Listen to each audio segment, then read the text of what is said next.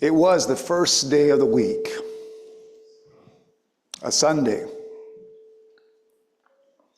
It was very early in the morning and it was still dark when Mary Magdalene went to the tomb where Jesus was buried. But not only was the early mornings dark, the heart of Mary was still dark. So she came to the cemetery confused and heartbroken. You know, when you enter a cemetery, it's not the happiest place in the world because when you go there, you remember the death of a loved one. It represents the end of someone's life. A long time ago, my friend's wife tragically passed away, giving birth to their first child. The baby lived, thankfully, but of course, her mother died. A few months after her funeral, Cheryl and I went to go visit my friend, and he took us to where his wife was buried one day. And he told me that he would frequently go to the cemetery and he would lay down on her gravestone and he would just weep. When he told me this, he hoped that I didn't think he was weird for doing this, but I think I understood his grief and his pain. Because when she was gone so suddenly, at that time of the birth of your own child, it was tragic. And his heart was broken, and there was a hole in his heart that could not be closed up. And this is the closest thing he could do to feel like he was closer to her somehow. So perhaps the emotions that Mary felt that early morning in Jesus' death was something similar, but probably a different type of emotion because she had witnessed an execution. She witnessed a gruesome death at the foot of the cross. And so these images are etched on her mind on Sunday morning. And now the very best thing she could do was simply visit the place where Jesus lay dead. Indeed, it was still dark. So who is Mary Magdalene? Now, the other gospel accounts, Matthew, Mark, and Luke, identify several other women coming to Jesus' tomb along with Mary Magdalene. But Mary Magdalene appears in all four gospels, and she's always mentioned first. But here in the Gospel of John, she's the only one mentioned. So it makes this gospel unique. All the focus seems to be on Mary. Mary, of course, came from Magdala. That's why she's called Mary Magdalene. She's also known when Jesus cast out 7 demons from her. And so very clearly, Mary had a dark past. But her experience of Jesus healing her moved her life, touched her life. And through her transformation, she became a follower of Jesus. And she traveled along with the other 12 disciples from village to village. And when Jesus hung on that cross, those who were very close to Jesus stood by, including who we think is John, the disciple that Jesus loved, as John says, Mary, the mother of Jesus, and Mary Magdalene. She was not ashamed to be with Jesus to the bitter end. Of course, we know the story of Peter and his denial. But here, along with Mary, the mother of Jesus, and the disciple whom Jesus loved, and Mary Magdalene, they were devoted followers of Jesus at the foot of that cross. But on this still dark morning, Mary approached the tomb. Her heart is broken, and it will be broken again because the stone that is normally covering the tomb is now unsealed and rolled away. All that Mary could see was this one large gaping hole.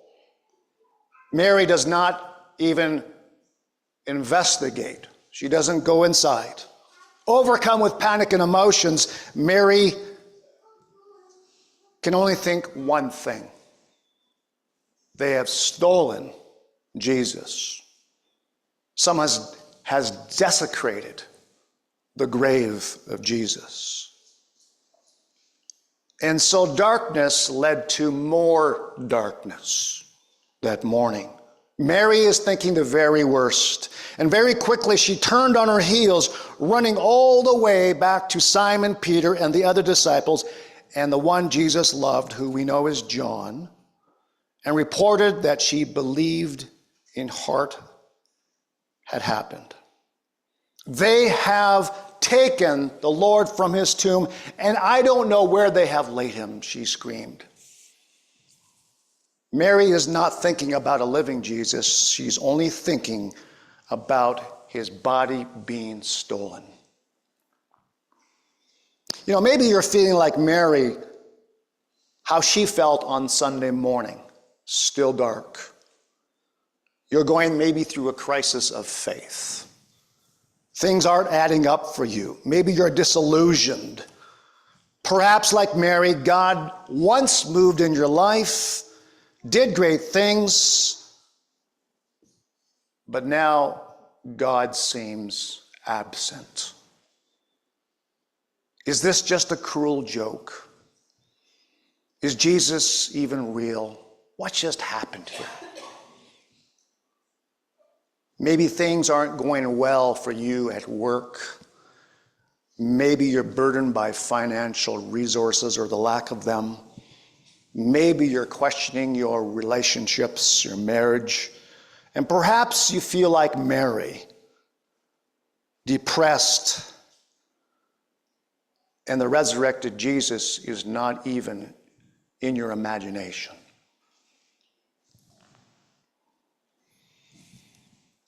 Peter and John have gone to the tomb.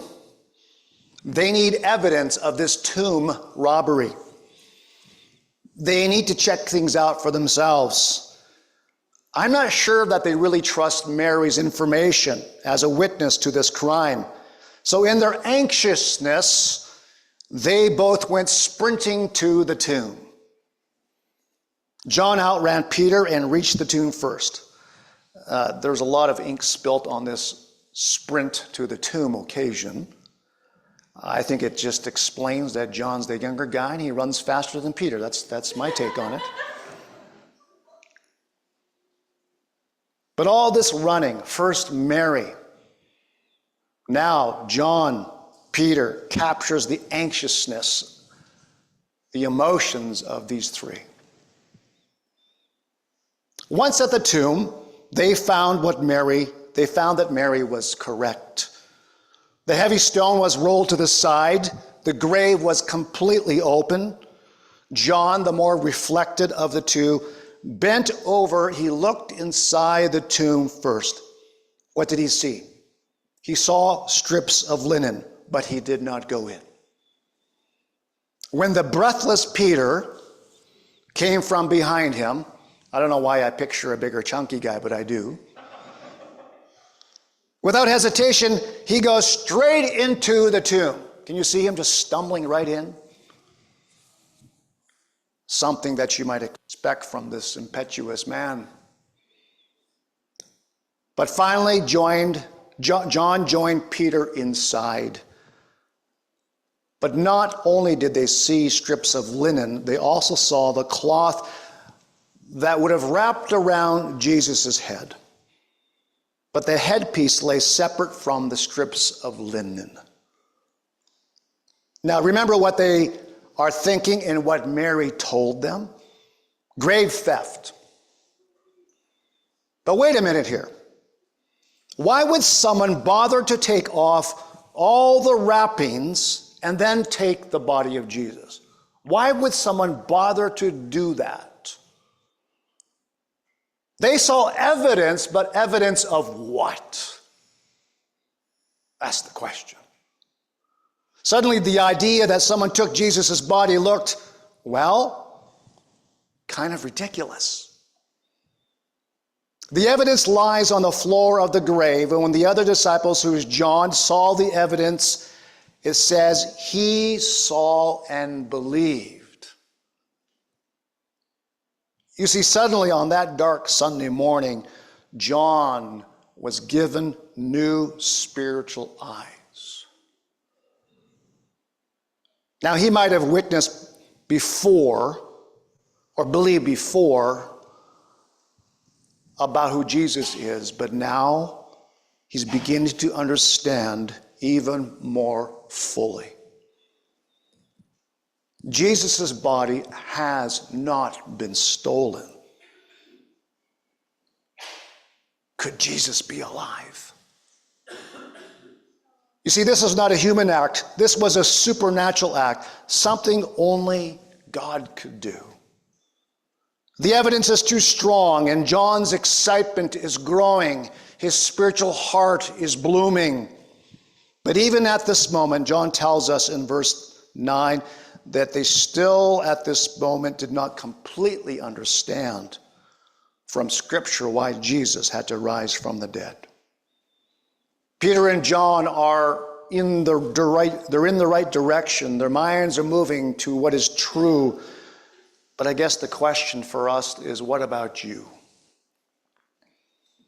Maybe we need to open our eyes and see the open and empty grave of Jesus. Look at the evidence. To think this is a grave theft is preposterous. There can only be one possibility. Jesus must be alive. But Mary is weeping. Peter and John return to where they came from. Meanwhile, Mary comes back, returns to the empty tomb again. For Mary, her Sunday is still dark. Now she's weeping. The belief that Jesus is dead and his body stolen has still taken root in her heart. Now, for reasons we're not really told, the disciples have not explained to Mary what they think has happened to Jesus, or at least if she knew the information, is not computing. She is very much in the dark. Now, for the first time, as she wept, she bent over as John did, and she looks inside the tomb. And for the first time, she saw the stone. Not only the stone rolled away, maybe reasons why she didn't go in the first place was because of fear.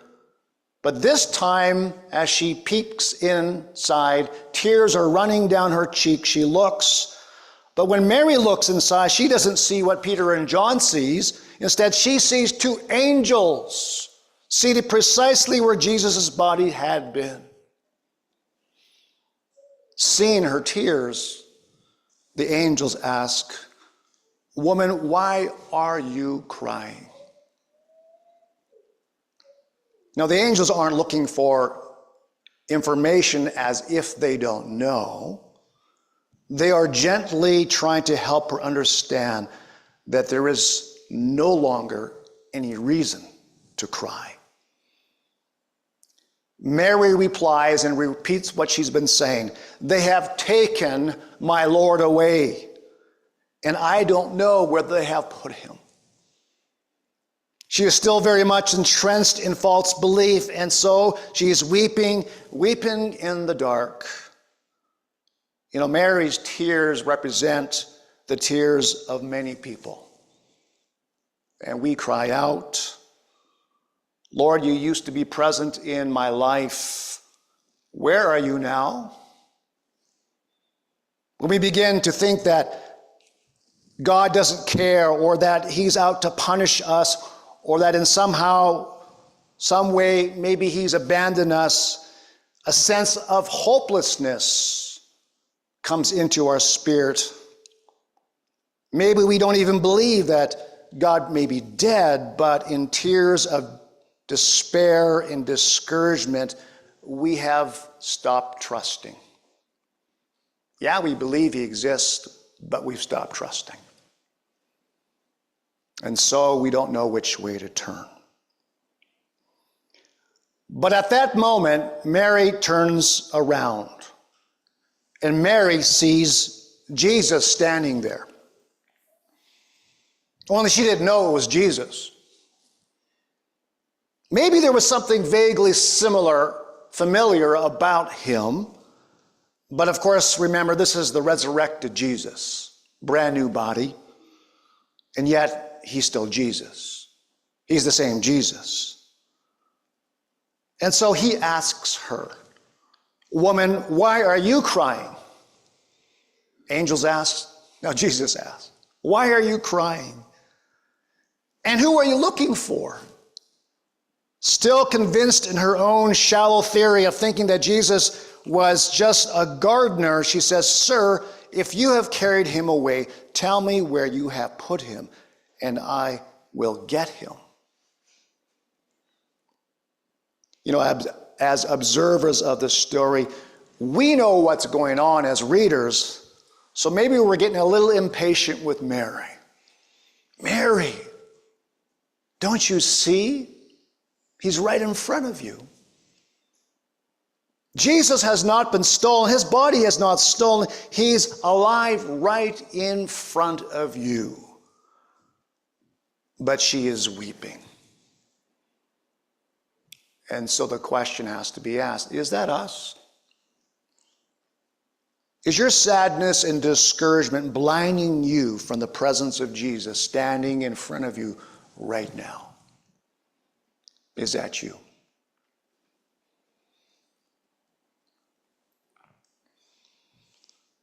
After Jesus' resurrection from death, we hear some familiar names. In fact, Mary hears her own name. "Mary," Jesus said.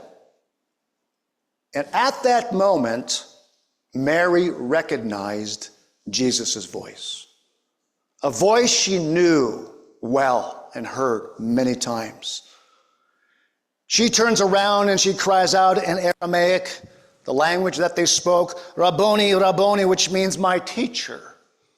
That's always what she called Jesus, Rabboni. A title she used for Jesus many, many times. And so in that moment, all her anguish and all her despair was swallowed up and turned into sheer delight. Now, what's happened here? She recognized the voice of Jesus when Jesus called out her name. When he said, "Woman," she didn't recognize his voice, but as soon as Jesus said her name, Mary, she recognized Jesus in his voice. It reminds me of what Jesus said, "The sheep listen to his voice. He calls his own sheep by name and he leads them out." Have you heard the voice of God recently?